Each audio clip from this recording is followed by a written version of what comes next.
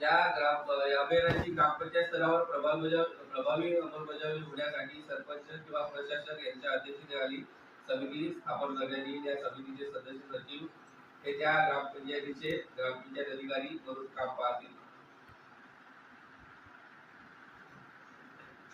ग्रामपंचायतीकडून प्राप्त स्वयंमूल्यांकन प्रस्तावाचे तालुका स्तरावरील समितीकडून मूल्यमापन करून तालुका स्तरावरील सर्वाधिक गुण प्राप्त 3 ग्रामपंचायतीची तालुकास्तरीय अत्युत्कृष्ट ग्रामपंचायत म्हणून निवड करण्यात येईल। तसेच 2 ग्रामपंचायतींना विशेष पुरस्कार म्हणजे तालुका स्तरावर एकूण 5 पुरस्कार या संबंधाने आहेत। तसेच जिल्ह्यातील तालुका स्तरावरील अत्युत्कृष्ट 3 म्हणजे आपल्या 15 तालुक्यातून 3 ग्रामपंचायतीची निवड जिल्हास्तरीय समितीमार्फत करण्यात येईल आणि सर्वाधिक गुण प्राप्त 3 ग्रामपंचायतीची जिल्हास्तरीय अत्युत्कृष्ट ग्रामपंचायत म्हणून निवड करण्यात येईल। म्हणजे जिल्ह्यावरती 3 बक्षीस आहेत।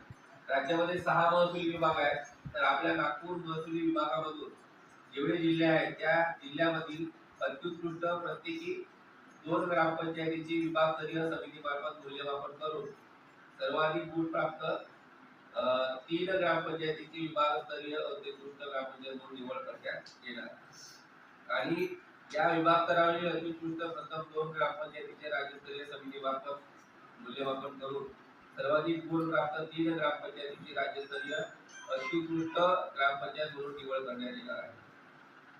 तालुकास्तरीय जे मूल्यमापन आहे ते दिनांक 11 जानेवारी ते 26 जानेवारी या दरम्यान होणार आहे। जिल्हास्तरीय मूल्यमापन हे 28 जानेवारी ते 15 फेब्रुवारी दरम्यान होणार आहे।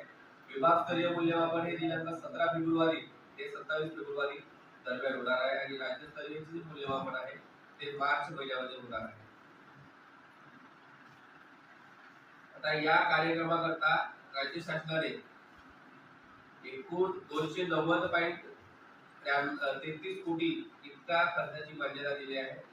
त्यासाठी राज्य स्तरावर 21 कोटी, प्रति जिल्हा 40 लक्ष आणि 34 जिल्ह्यासाठी 13.60 कोटी व प्रति तालुका 3 लक्ष याप्रमाणे 10.53 कोटी अशी एकूण 45.13 कोटी इतक्या खर्चात मान्यता देण्यात येत आहे।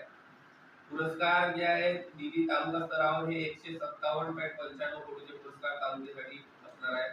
पुरस्कार निधी जिल्हा स्तरावर 24 कोटी, पुरस्कार निधी विभाग स्तर 28.50 कोटी, पुरस्कार निधी राज्य स्तर 24.75 कोटी आणि क्षमता वाढवणी, प्रशासकीय खर्च व प्रचार प्रसिद्धी याच्याकरिता 45.13 कोटी, 290.33 कोटी रुपये एवढा खर्च या